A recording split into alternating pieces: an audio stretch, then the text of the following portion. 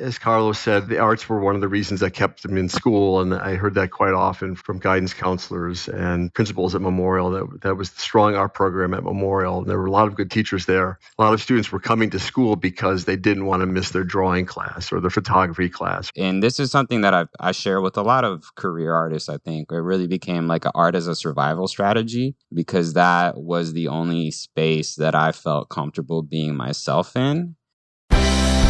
This is Arts Educators Save the World, where successful artists and their mentors talk about how arts education transformed their lives.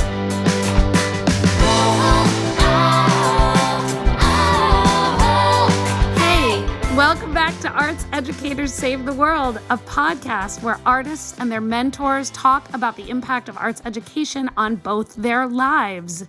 Today, Alec and I are stepping outside of our comfort zone to talk with two visual artists who are ceramicists, glass artists, multimedia makers of artworks, none of which Alec and I can do.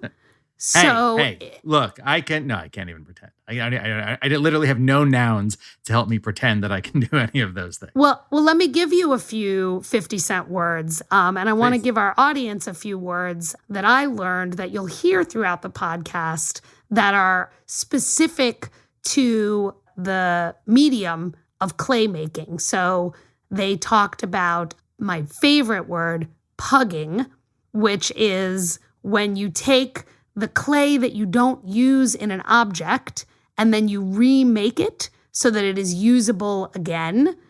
They used the phrase trim a nice foot, which I also really liked, which I think has to do with the bottom of a pot. When you're making a pot, the bottom of it is called the foot. And they also used the phrase raku firing, which is a particular way to fire a piece of clay in, I think, an outdoor oven, an outdoor kiln that requires a particular kind of expertise. And I mention all that to say how much I really enjoyed today's guests, artist Carlos Gacharna and his mentor, retired high school teacher Geof Hermann, talking about the specifics of the form of clay making as a way to know and a way to learn. We had a lot of really incredible conversations about the relationship, not just between artists, but between artists and materials and ideas, and the role of embodiment, of using your body in the way you make art, and how much that has inspired Carlos in his career, both as a professional artist, which he is now, and as a teaching artist, which is a really lovely aspect of this relationship. Not all of our artists who we interview go on then to become teachers themselves. In fact, most of them are in fields that don't require regular teaching, but Carlos is a teaching artist. And so his reflections on this relationship with his teacher, Geof, and with the materials and tools is both about his art making, but also about himself as a teacher. One final note before we start, you'll hear a few audio glitches throughout our discussion. Don't worry, no one is being abducted by aliens. Should we get into it? I was just going to, I was going to say that trim a nice foot is also where I get my pedicures. Did you want to start the show? You can go ahead from there.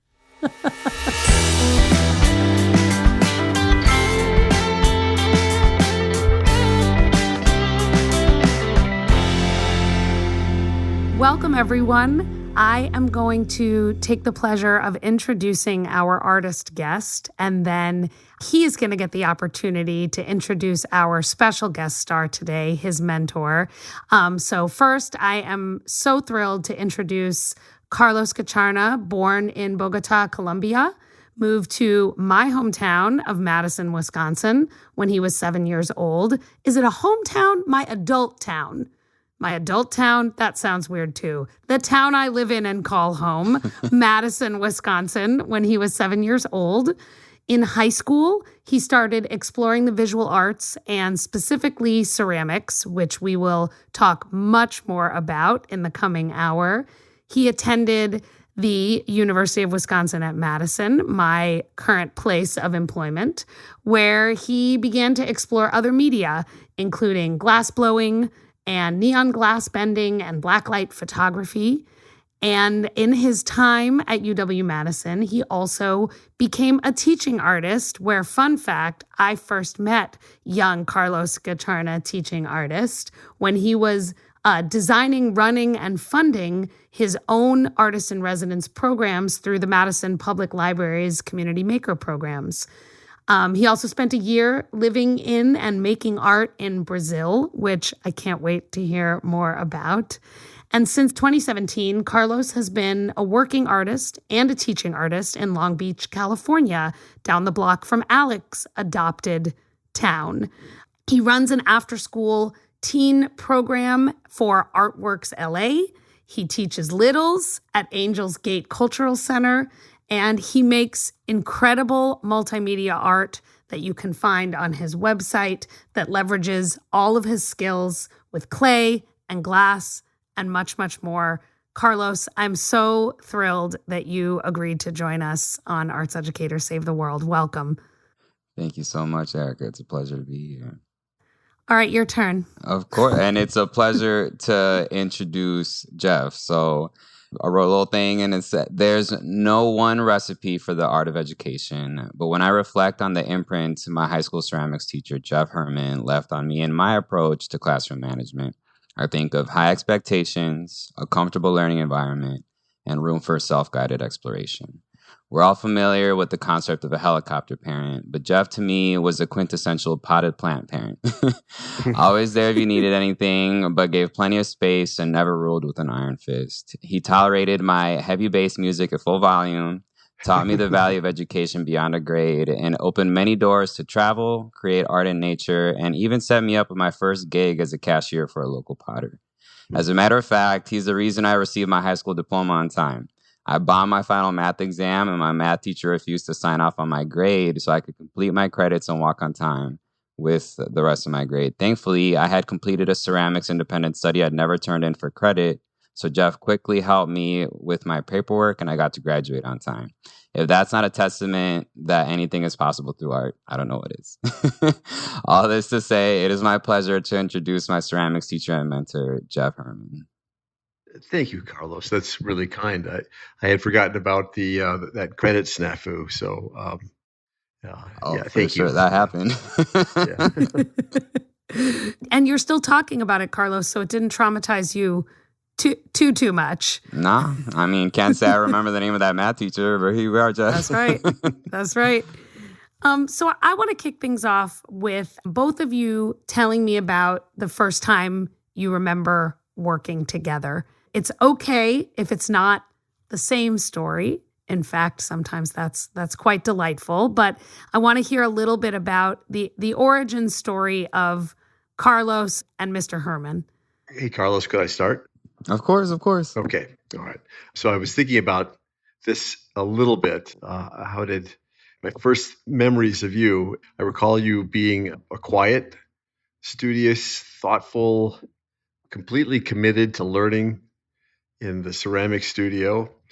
You slowly opened up, blossomed as you became more comfortable with the space. And I know that it was very important for me as a teacher. There are a lot of different approaches, and the approach of being a guide on the side was how I would approach things. I thought the most important relationship to occur in the room was not the relationship between the students and I, although that's crucial.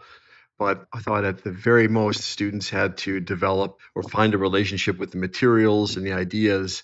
And as you became comfortable in the space and you realized there was a lot of latitude, your presence became more impactful, more powerful. You were more engaging, seeking me out. The one image that comes back to me is when you said you were willing to do some of the pugging. And the pugging is the machine that we would take scrap clay, we'd throw it in this large barrel, and there were these big impeller blades that would spin around. And there is an art to it. to plugging clay that is of quality so that it can be used. I just remember once you learned how to use the pugger, you were always pugging. I could always rely on you to make clay, and not only make clay, but make good clay. And that really meant a lot to me because the pugger was a fair amount of my energy and attention. And you were one of those students, one of those rare handful of students that just could read the clay and make it well. So that was one thing that I thought of. And then I have a few videos online of students at work, and there was one video where I was interviewing Johanna Hansen, who was making this octopus sculpture. It's so interesting because I can hear you in the background, and you're giving advice to other students, and they're really good advice. And there's a second teacher in the room. It's not just me. That was a great discovery for me because I recently reconnected with Johanna, and I shared that linked with the video interviewing her as she's making art. And that's when I heard you in the background, and you were moving around the room and providing all this wonderful assistance to students. And so in essence, you clearly made a good choice in the path of your career, helping people out in the creative realm. So bravo for you. And I'm honored that we share that profession. So I'll leave it at that, but I have many other memories too, but those two came to mind, and I hope they're a good share. For sure. Thank you. Yeah, I mean, it's just interesting kind of hearing back on it. I feel like I wasn't fully self-aware at that age, so I had no idea. But I joined ceramics when I was a junior in high school. And when I was a little kid in Colombia, my favorite thing was just using like the colored Sculpey clay. And I would make like little dinosaurs and whole worlds. But I think that when I moved to the US, I was just so focused on like assimilating and all that. It kind of got put on the back burner, and I kind of just use it for projects. But then junior year came around, and I was like, hey, I'll take ceramics, just give it a shot. It was kind of something that I connected to. And then within 2 weeks, literally all my free time, I had double lunch, I had an early release, all of it. And I was just there every day.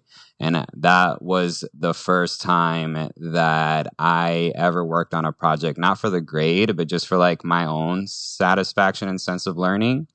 And I remember I completely restructured my schedule because I was on like a total slacker schedule. But then I was like, ceramics kind of just taught me to understand and value education. And at that point, I was like, okay, well, I'm on a track to go to the UW through people program. I might as well earn it. That kind of just sparked me getting into like double AP, macro and microeconomics. I was taking 3 English classes at one point. And all of this really came as a result of kind of that ceramics thing.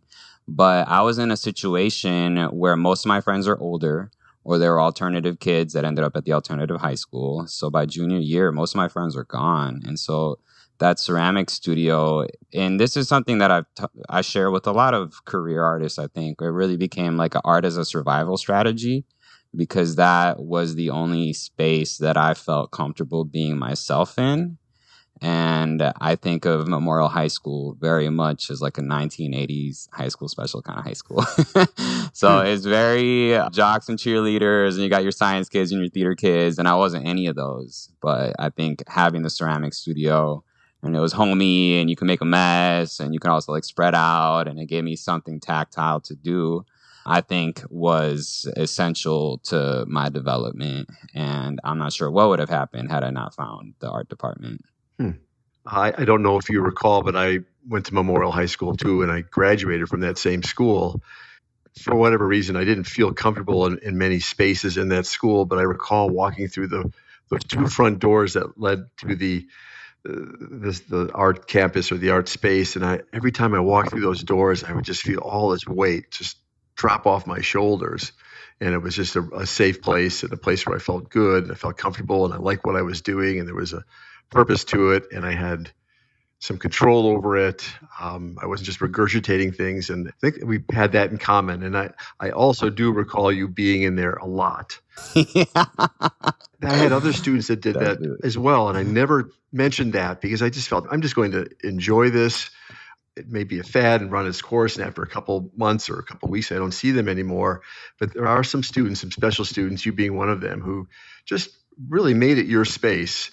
And we just cohabited, and we worked together and shared ideas, and I may have directed some of the assignments, but I always felt there was enough latitude in every assignment that people could interpret it and find something that was meaningful and personal. And the more the connection the student had with the artwork, the more valuable and meaningful it was. So, and you were stellar in that, Carlos. Yeah, I did 8 semesters of ceramics in 2 years. So Wow. yeah, and like Geof mentioned, part of it was even doing an independent study, just learning like the technical aspects and how to like maintain the equipment and everything. And that was essential because when I got to college, literally that next semester, my first 2 jobs was working as a, in GED, helping adults get their high school diplomas, and then being the shop tech at a ceramic studio. So there was that immediate connection to both of those aspects. So I do not know much about ceramics other than as a consumer. And 2 years ago, we spoke with Bill Strickland and one of his former students, Sharif Bey, who's an artist and a ceramicist. He works at Syracuse University. They talked a lot about throwing and the art of throwing pots as a particular form of practice that inspired them both. And I'm wondering if you all can talk a little about the particulars of your practice and your practice together. And are you throwers or are you 3D art makers or both? And when you say you did 8 semesters in 2 years, was it all of those things? Like, I'm super curious about the tactileness of it all. When I think of ceramics, I think of 3 main art forms. So there would be like hand building, which is you're just using your hands, you're making sculptures, whether that's free form or, et cetera. There's wheel throwing, as you mentioned. And then the third one, which is what I would identify as most now, and that's something that I tapped into in college, would be mold making. And that is using what's called a porcelain slip or like liquid clay to create a cast of something using a plaster mold or a different kind of mold. I kind of moved through those 3 forms. You kind of unlock different skills along the way, but wheel throwing is really kind of like the most famous branch, if you will. I think perfection paralysis is such a thing for my whole generation and the kids that are coming up right now. And I remember being in Geof's class and like, I didn't finish a single wheel thrown thing in 6 months. I would just work them until they fell apart. So I think that the act of letting go and not having full control, that element of ceramics was very important to me beyond just like the tactile component. It's interesting. We started with wheel throwing, but Geof could probably speak to this. I think what I really became passionate about towards the end of my time at Memorial was glazing and getting like these big kind of drippy, like glassy drips. And if you look at things from, a chemistry point of view, it's all silica, but essentially like glaze and glass are almost the same thing. And so I was already kind of playing around with glass before I even realized it. So it was all kind of like the similar journey to this glazy colored surface. And you mentioned the 3 forms of ceramics, and I think adorning the surface could actually be the 4th form, the glazing that you're talking about. And it's interesting you mentioned glass and the relationship with glass to ceramics. My mother is a ceramicist, and she's been producing for over 50 years. And her professor at the University of W-Madison was Harvey Littleton, whose father worked with Corning Glass. And Harvey Littleton actually began the glass program at UW-Madison, and Dale Chihuly was one of his students. So there's that connection between glass and ceramics can be pretty direct and immediate and strong. And I also wanted to just reference, from a teaching standpoint, teaching ceramics I really appreciated what it allowed me to do as an educator. A lot of learning in school is done through the ears and the eyes. And in ceramics, it's really a lot of learning is through the hands. And there's a good portion of our brain is dedicated to sensitivity and our fingers and manipulating things with our fingers. So I just felt that in this space, students were able to utilize this learning quality that wasn't being exercised really anywhere else in the building.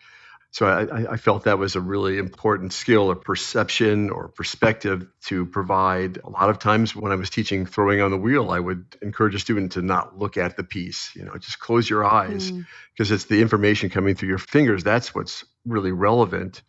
There's this thing called the sensory homunculus, and it's a human being, and the proportions of this human being are based upon how much of the brain is dedicated to that parts of the body, and the hands are huge. And so I always felt that school needed to emphasize learning through the hands more, but the one space in Memorial where I could assure that it was happening was in the ceramic studio. So I really try to emphasize that. I feel like that's a secondary value of ceramics or any sort of art form, is that it develops a person's sensitivity to stimuli. And so anybody who takes art classes and who is an artist, when they engage the world through their senses, they tend to pull a little bit more away. And so the experience may be a little bit deeper or a little more rich, or they have a little more information to respond to or to engage with.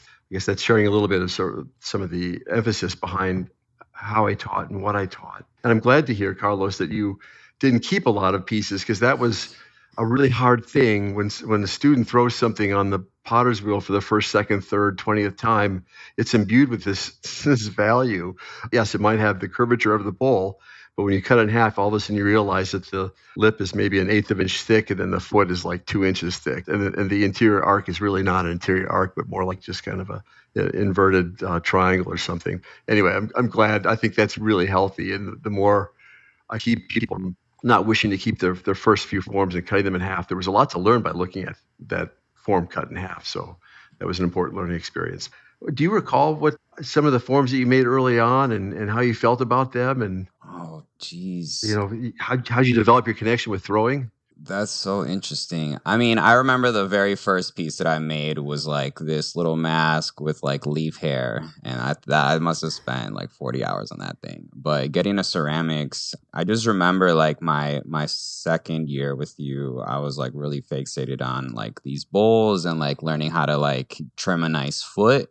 Then, yeah, just these different glaze combinations. Like you said, with ceramics not being precious, that's something that I learned in glass as well, because glass has preciousness and this fragility to it. But if you work with glass, things smash all the time. But I think learning, I was also making really tiny things, because I remember like my first solo show, and I'm snitching on myself right now, but when I got to college, my first solo show was like making tons and tons of shot glasses, even though I was underage. And, I sold all of them. So that was like one of my most successful shows.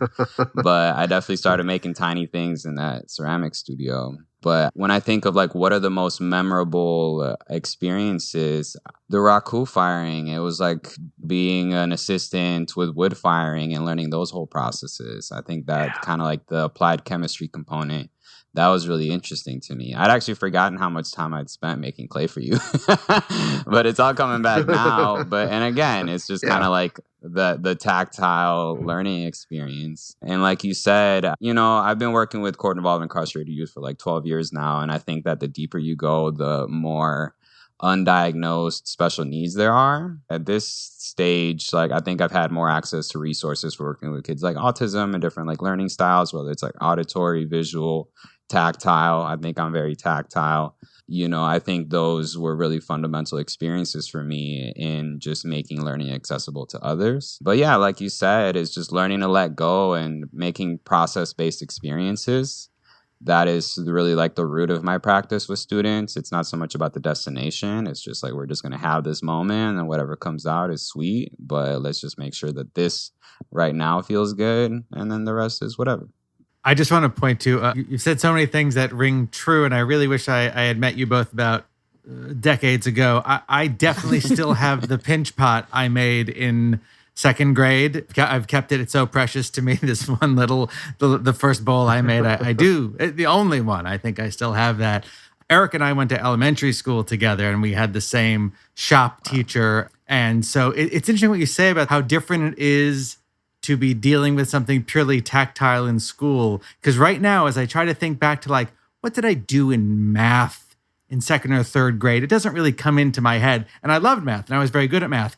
I have the clearest memory in the world of the lump of clay, and you guys will know whatever this tool is called, the wire that is used to cut it so that the teacher would give us, Miss C, I want to say, would give us our little bits of clay. And I remember the smell of it and the slip and the kiln. It is like, I haven't thought about it in so long, but it is 100% in my head. I could recreate it completely in a way that I can't recreate things that are just these intellectual pursuits. I mean, the fancy theory words for that it makes me think of is this. Please help. Well, no, it's this notion of embodied cognition, right? Which is that knowing, which we tend to think of as a thing that happens inside your head. There is a lot of knowing, and not knowledge like information, but ways of knowing that are embodied in our actions. And, as a performing artist and as certainly not professional, but as somebody who danced a lot, there is an embodied knowing in dance, in using your body for expression. And there's a different kind of embodied knowing in working with any sort of making, but, clay has particular properties, physical properties, but Carlos, as you've been saying, also chemical properties that have a knowing in them. And so, Alec, it makes me think of that. And actually, just for Geof and Carlos, Alec is not only a professional ASL translator, but he makes bilingual theater art with deaf actors and voiced actors. There is nothing more embodied than an ASL actor communicating, complex emotions through their faces and their hands. And so all of these embodied cognitive practices, for me, is part of what makes this podcast and what makes this world so important to me, and which is what makes it world saving, right? Because of all the humans who have this embodied cognition, and that may or may not translate into what we consider sort of school success or academic success, but all have their own forms of knowing and doing and being and valuing. Thanks for sharing that about Alec. That's fascinating. I'm glad to know that. I wonder this, Erica, I would ask you this question. So with throwing on the potter's wheel, in the beginning, every step is thought through, and the artist is making conscious decisions on how they're applying pressure and how much water they do the wheel. But at some point, through enough repetition, that shifts into the no mind, where they're not thinking about it, and it's just sort of kind of a flow to it, and they're just basically reading the pressure and the wall thickness of the clay, and everything else is sort of happening automatically, or because it's such a trained exercise of this muscle memory. How does that fit into the cognition that you're discussing? Oh, that's such a great question. I mean, immediately what I thought of were practices like reading or computation, where for those of us who know how to read, it is impossible to remember what it feels like to not know how to read, because you look at text and you process it. You process it without any explicit reflection or steps. And the same is true for certain forms of mathematizing. You don't even think about it, really, and you complete the equation, complete the practice. So I think of it very much like that, right? I don't know if you remember, it's not so near in my mind. My daughter is 18, but I don't know if you remember the painful 5-year-old or 6-year-old conversations with your kids where you're like, but you just said the word boy. How can you not look at that same word on the next page and know what that is? Which is why I'm glad I'm not a reading teacher. But it feels very much to me like what you're describing, Geof. Yeah. And I think in the realm of art, not to say it's any different realms that you mentioned, but that when you have a no-mind approach, then there are additional avenues for artist intervention, so that there's an emotional component to it. The artist is expressing something, so they're wondering how this altering and changing and adding texture to and dealing with mass and negative space, it becomes actually a form of communication, maybe higher level or higher functioning thinking skills are being involved. Maybe not, I don't know, but they're surely more personal. And so that as a teacher, I would see that. I would see students who would belabor things initially. And if I was fortunate and had the ability to work with a student like Carlos over multiple semesters, I could see this evolution where they would shift from being an artist who's sort of agonizing over the individual steps as opposed to sort of guiding the process and the materials towards this outcome where it was some form of expression, an idea, an opinion, a place. So to see that shift was always a really exciting and rewarding aspect of being a teacher in a room surrounded by young artists who are evolving. I hope that makes sense. I mean, it absolutely makes sense. And Carlos, do you, as either a former student or as a teacher yourself, do you remember those moments? Do you think about that shift from the sort of technical making to the creative making? What I think about is really just getting out of your own head and kind of the self-consciousness of learning and like the ugliness of it, and to transitioning to being able to enter into a flow state. As you develop your skills and get a little more confident, get out of your head a little bit, you can tap into that flow state a little easier. Well, that's why I didn't keep anything for 6 months because I was in my head about it. But at a certain point, your hands do what you want them to do, and then you can kind of just like zone out and, produce. That is, something that comes, like you said, Geof, with just dedicating the time to really learn the skills so you can kind of turn off the intellectual part and just kind of feel and flow as you produce. In theater, that makes me think of improv very much, right? Which is that one of the great gifts of improv as an art form is nothing is permanent, right? You create characters, you work a scene, and then it just goes away. Sometimes that happens in front of an audience, which is different than, right, unless you were doing demonstration work, which I know some people do, right, as a form of performance. But I love this idea of kind of rejecting the preciousness of making, but also embracing the end of it as sort of part of the work rather than like, it's done and here's my pot. It's like, oh no, I'm cutting it open to see what I can learn from that. And that's the end. And then it gets pugged. Pugged? That's my new word that I've learned. Yeah. But usually by Carlos. By Carlos. Now I know. And recycle it. And then some other kid. Well, that was the thing too, is learning how to mix the powders and the liquids and to do all the stuff to make something new. So that was a fun part for sure. Yeah. I would always emphasize that when something didn't turn out, and that was an opportunity for learning. And I tried to encourage students to like really embrace. And I never called them mistakes, but when things don't turn out the way that they had intended them to, that's when true learning is made available. And through just dealing with that concept or issue that they're struggling with, that's how you grow and evolve and have a deeper understanding of what you're working on and what you're working with. And so I try to de-emphasize that things were mistakes, but that they were learning opportunities. And really, when students would say they would come up to me and they would say, hey, this isn't working out, Mr. Hermann. I would just celebrate that. So, that's really wonderful. Now you're in a spot here where you get to learn something by solving it. And then we talk about different ways to think about it. And I had a professor at the university, Doug Marshallek, who I really respected on so many levels. And one thing I learned from Doug was that when I would ask him questions, he would never give me an answer. He would just provide me with maybe 3 or 4 different ways of looking at it. And I recall other students in my class, they were disgruntled because it's like, he didn't answer the question. And I realized that his answer wasn't important, but encouraging me to think about things in different ways and just looking at the universe and pulling down these possibilities, that made life so much more interesting and rich. And I will always respect him for that. And I try to do that as best I could with my classes, is to leave a lot of latitude for students to explore and have these discoveries.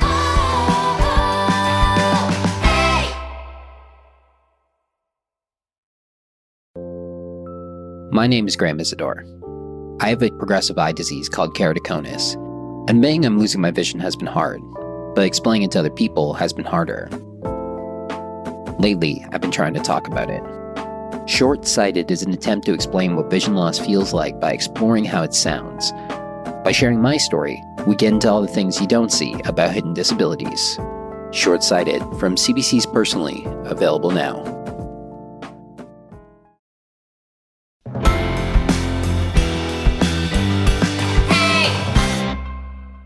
Carlos, can you tell us just a little, in the time we have left, a little bit about glass and the photography that you do? Because as much as I know nothing about ceramics, I've at least held clay in my hand in a making space-ish.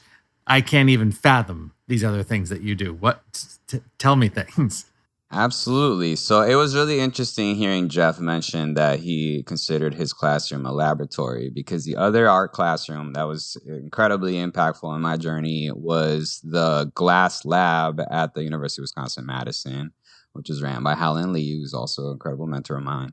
But that was not a glass studio. They weren't there to teach you how to make vases and, like pumpkins or all these things. It was very much like, let's see what we can do to push the medium forward and really kind of enter the realm of the conceptual. And I think there's always been this connection to science. And when I was 16, I did an internship at the water ecology department of the UW, and they had me digging up larvae from Lake Wingra or dragonfly larvae, because they're ecological indicators, and if they're gone, that means the ecosystem's collapsing. And so that was great, but I learned that people don't pay you for the experiments, they pay you for the data. And if you're not good at making those graphs and those charts, then maybe you're not the best scientist. But I've always been interested in science. And so just to be in an art program where it's like, we are here to essentially just push the boundaries of human understanding. And that really kind of gave me a camaraderie with scientists. And to this day, what I'm doing is essentially applied science. So we're looking at blacklight to do this photography, or like neon. Again, it's gases, neon, argon, xenon, all these different things. That's a lot of the conversations that I'll bring into my classrooms as well, as I'm teaching these kids while we're doing a fun project. I'm teaching them about fluorescence. I'm teaching them about kinetic energy, essentially using art as a vehicle to teach life skills. Yeah, it's all rooted in process and material exploration. So the blacklight photography, that's a whole body of work that I call Between Heaven and Earth, which are metaphors of explorations of energy as a metaphor for spirituality that can't be created or destroyed. It can only change phase, right? So we're capturing moments in transition, kind of these ephemeral moments, and doing that through photography. Or videography. I just did a piece. We projected it probably like 30 feet wide on the side of an army barracks here in Southern California. And that did also incorporate text, which is, kind of like my protest art practice. But the visual hook is the videography, because it's kind of pushing people's expectations for reality a little bit. Especially with little people, if you bring in like a huge black light and some glowing dyes, and things are moving and flowing in ways that you've never seen in person before. And I think that is, like, as an educator, the biggest thing that I can do for you is to just kind of reframe reality a little bit and get you to kind of think, be a little more curious around the world around you. And if I can do that, then I've done my job, and whatever else is whatever else. Geof, can you say a little about, well, first of all, would love to hear what kind of art you are making, but also I know you have had this other teaching mentorship life with Bethel Horizons. Can you say just a little bit about that and about your own art practice? Yes, I can. Talk a little bit about Bethel Horizons. My ceramics mentor was Don Hunt, who taught at West High School. I had him as my practicum teacher at the university, and then I enjoyed working with him so much that I manipulated the system so I could have him as my cooperating teacher for my student teaching experience. And I learned a lot from Don, and there's so many things I could say about it, but I really appreciated that he had high expectations for his program and for his students. He would move heaven to make things happen for his students in his program. And I realized that as an art teacher, I don't have to be passive or complacent, but that I can ask for assistance, I ask for help, I ask for resources. So that he instilled in me, like, to have high expectations and really make that happen. And I was Don's substitute, or not substitute, I'm trying to think of the title itself, but I was his support when he taught a week-long course every summer at Adama Studios out by Bethel Horizons. And Adama is a subdivision of Bethel Horizons. And the last year that I was his workshop assistant, and the workshops would have about 25 to 30 people in them, and they would be a range of from beginners neophytes to professionals and everything in between. So the instructor really had to have a range of skills and abilities and different techniques for transferring information. So it was impressive to see him teach. And the second year that I was his assistant, I got a phone call about a week prior to the beginning of the workshop, and Don explained to me that he had just been diagnosed with the stage 4 glioblastoma. I think I may be saying that wrong, but a brain tumor, and that he wouldn't be able to do the workshop.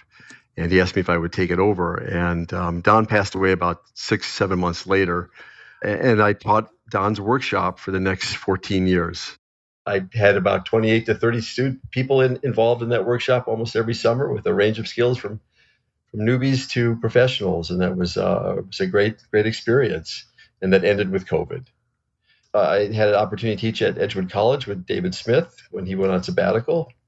That was the semester that COVID hit. So it was interesting because I had to turn a ceramics class from being in person to online. It was quite a challenge, and I had to drive clay and tools to people's houses just to make sure that they had everything that was necessary. But anyway, and then this last semester I had the opportunity to supervise UW Art Ed students while they're doing their last semester working with cooperating teachers as student teachers. And that was really valuable for me as a great way to utilize all the corpus of knowledge and experiences I had as art teacher.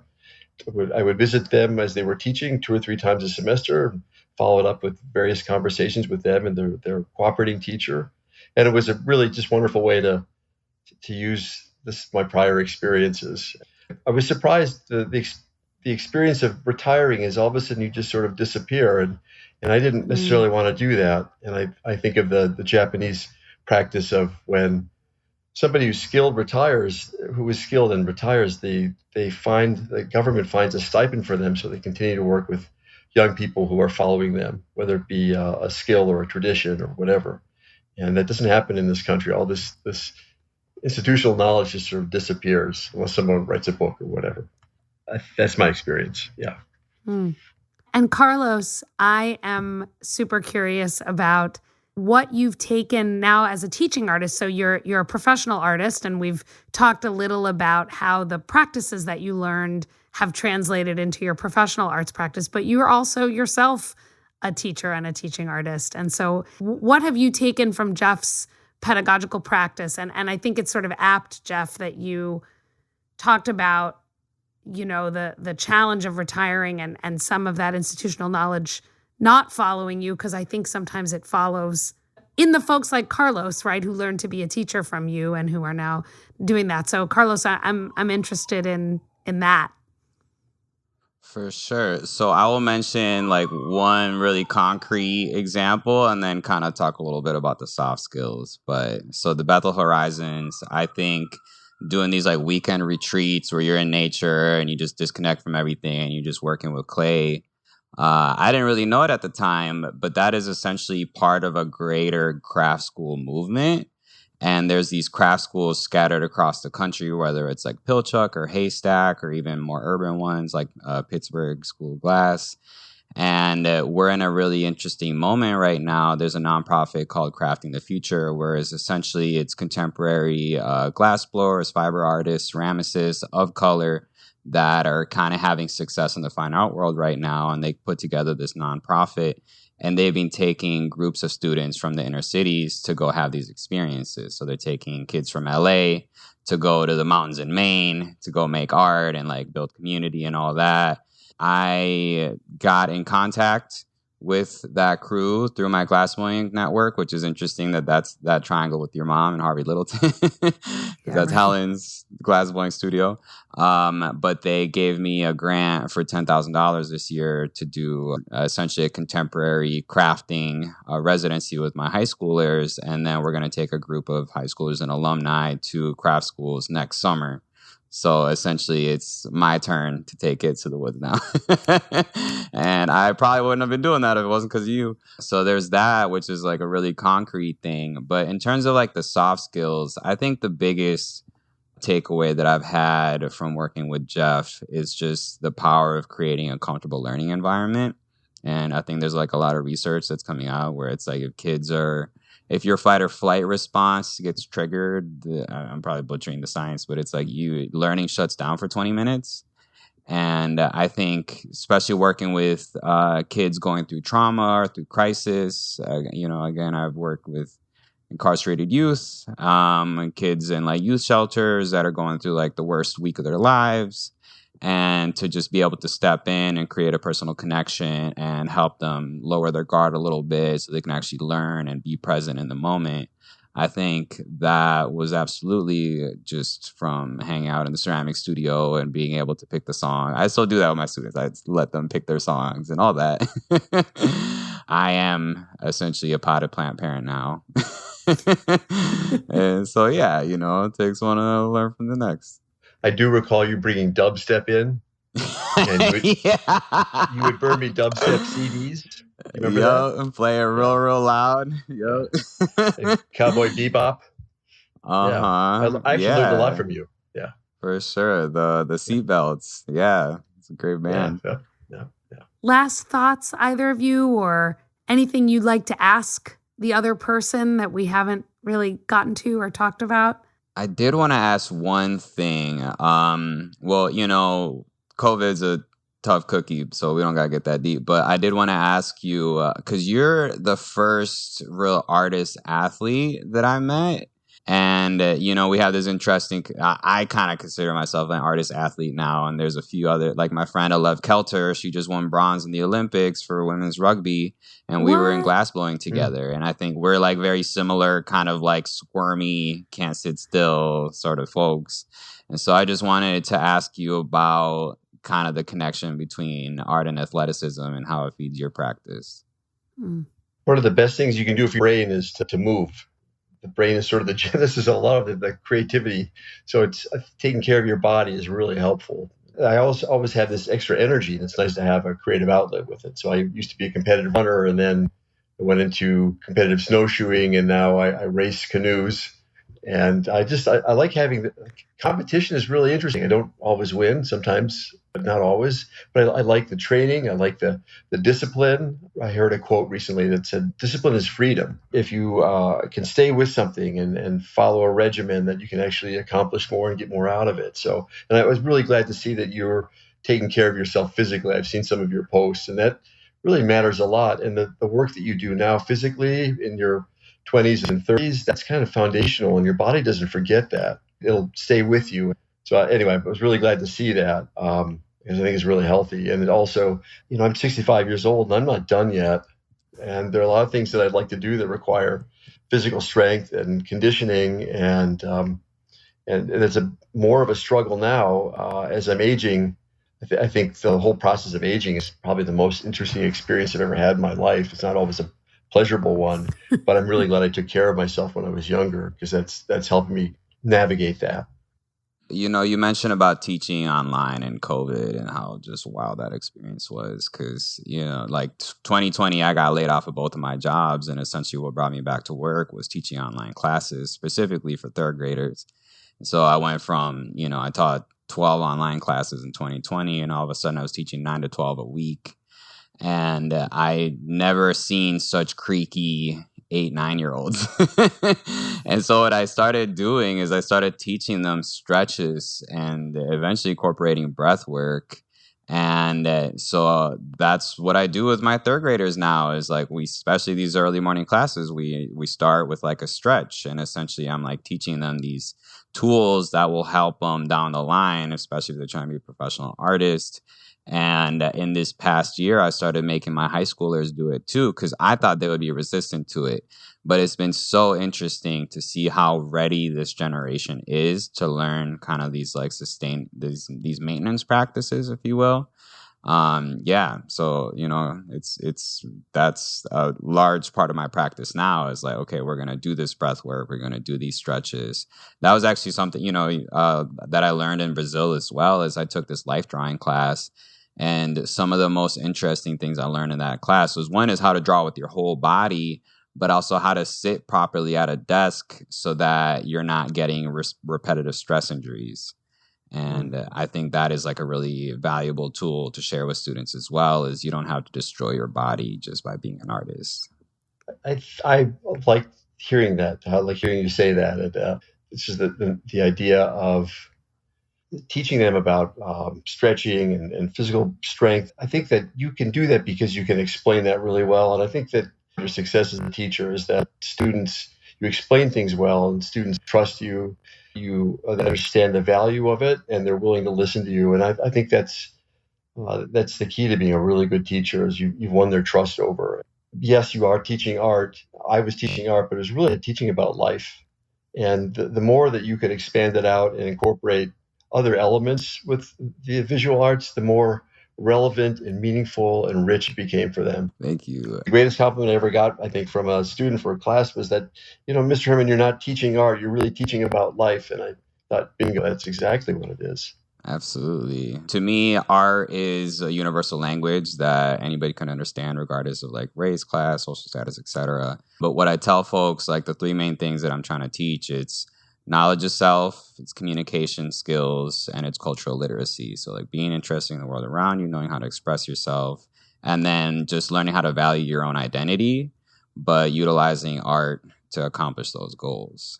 Carlos, what else do you do as you're teaching, but outside of that, what are some of the other interests in your life that you're pursuing? Oh, geez. I mean, well, financially, I also bartend events, but really that's always been adjacent to like organizing. And I think that curating has, that like, I remember you invited me to have an art show at Memorial, and I was like, well, I'm already doing these art shows downtown.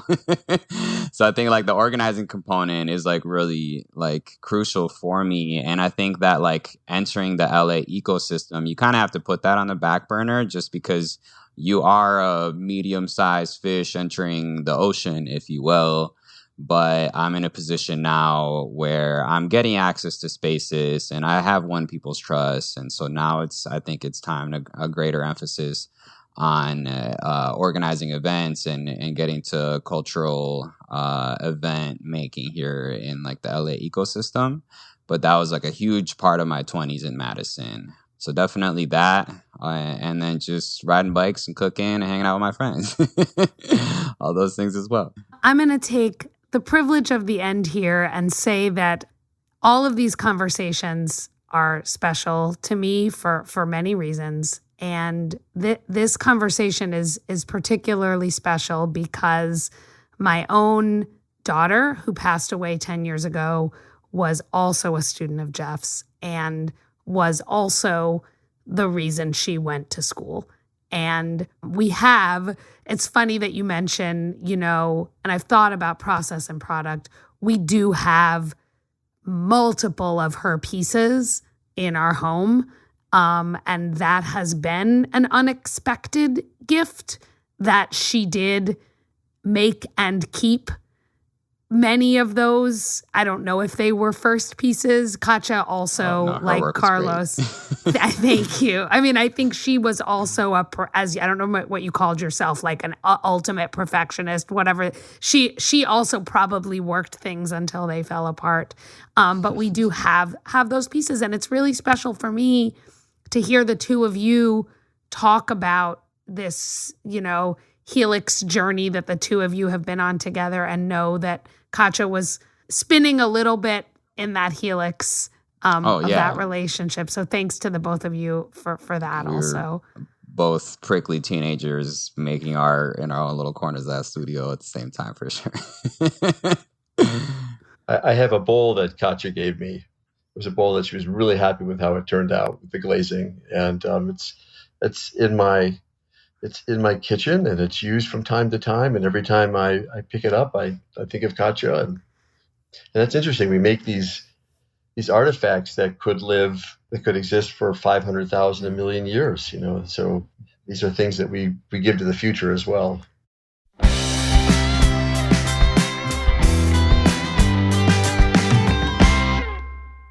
You know what really struck me about that conversation, Alec, was the multi-generational storytelling around mentorship that was embedded in there. I didn't know, obviously, as you heard, I've known Geof Hermann because he was my daughter Katja's teacher, but I didn't know that he also went to Memorial High School. He also stepped foot into that ceramic studio as a student. His mom was a ceramicist and a glass artist. And so she learned from the people who started the glass program that Carlos then went to. And so there's like the literal multi-generationalness of that I appreciate. But then there's also this kind of historical passing on of ways of knowing and doing and being that are cycled through Geof's experiences, to UW, to Carlos's experiences, and now he gets to bring a group of students to one of those very studios himself. You know, we talk a lot about the one-on-one relationship between an artist and their mentor, but this conversation really built out a whole world of folks who embody a way of knowing and doing that they pass on through time to other folks. And I just found that really inspiring and moving. And I'm still sitting here with memories of my elementary school. What did we call it? Shop. We call it shop. And what's definitely sticking with me also is, granted, our school was a magnet school, was different than the typical New York public school, but it was a public school. It was not a private school. I mean, the fact that a lot of schools here don't even have nurses' offices always strikes me as insane. But the fact that we had an arts room, an art studio, we had one class for art in one place, and we had one class for shop, which was woodworking and clay, in another place, and a science room in another place. And these were normal to us at the time, but really, no, I didn't become a ceramicist, and I could almost knock two 2x4s together-ish, sort of. But that we had those, that schools that allow you to experience that from a young age are special. And my goodness, I don't remember the smell of my math classroom, but I remember the smell of the shop and the feeling I got walking in there. Very special. And I want to add that by special, I don't think you mean precious. In other words, Madison Memorial High School is a public high school in Madison, Wisconsin. It's not a special school, right? Right. But it's special because over multiple generations, that learning space has maintained its status as a sacred ground for students like Carlos, who said, like, literally, this saved me from dropping out of school, to students like you, who maybe it didn't save you, but you maintained that in your heart as a place where you learned things that you otherwise would not have been able to learn. And I'm an artist. I mean, it's not that art form, but of the options that were given to me in a school that was very heavily academic and very math and science centered, I didn't take to that. I took to the art side of things, and then I got to go to a place and see that those are just as respected. In fact, you could say more so, because you're just sitting in your classroom to start your math, and now we're going to talk about history, but you go somewhere. You go somewhere special to do theater and to do art and to do clay, and that was meaningful to me and continues to be. I love that idea of art making as a sacred place. And I think that really came through in this conversation. Absolutely. And so let's talk about art making here, because I've got this question I've been meaning to ask you, Erica.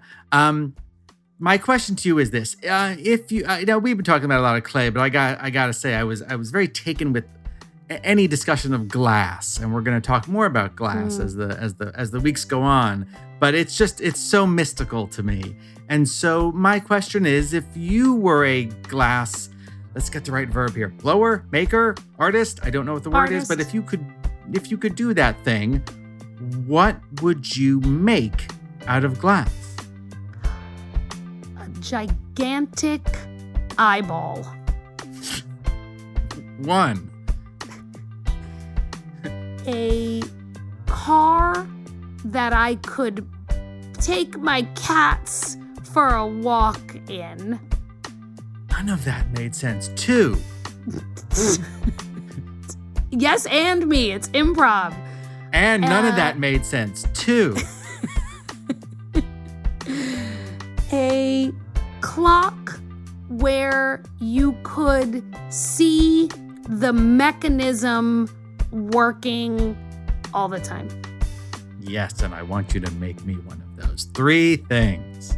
Great. Well, since I was so generous to share my ideas about innovation in glass with you, I'm going to ask you for 3 ways that our listeners can help enhance the Arts Educators Save the World experience. All right, I'm not going to innovate at all on this one. Number 1, please follow the show in your podcast app. 1. 2, please rate the show. Really helps us get seen when those rating numbers get nice and exciting. 2. And review the show. Tell us what you love. Tell the world what you loved about Arts Educators Save the World so they can come and love it too. 3 things. Talk to y'all soon. Onward together. Arts Educators Save the World is hosted by Erica Rosenfeld Halverson and produced and co-hosted by me, Alec Lev. Our executive producer is Doug Matica, and our audio producer is Justin Asher. Special thanks to our collaborators, the brilliant and talented Kate Baldwin, and our great friends at Story Pirate Studios, Lee Overtree, Benjamin Salka, and Amy Fiore. Original music is by Dan Lipton, and our artwork is by Lyra Evans. Check out our website designed by Cole Locasio at www.artseducatorspodcast.com. We're on Instagram at Arts Educators Podcast, and you can write to us with your questions and comments at contact@artseducatorspodcast.com. You can also find us at a place called YouTube. And wherever you're listening, please remember to subscribe, rate, and review. It really helps the show. We're proud to be sponsored in part by the University of Wisconsin-Madison and the Gibb Faculty Fellowship. Arts Educators Save the World was created by Erica Rosenfeld Halverson and Alec Lev.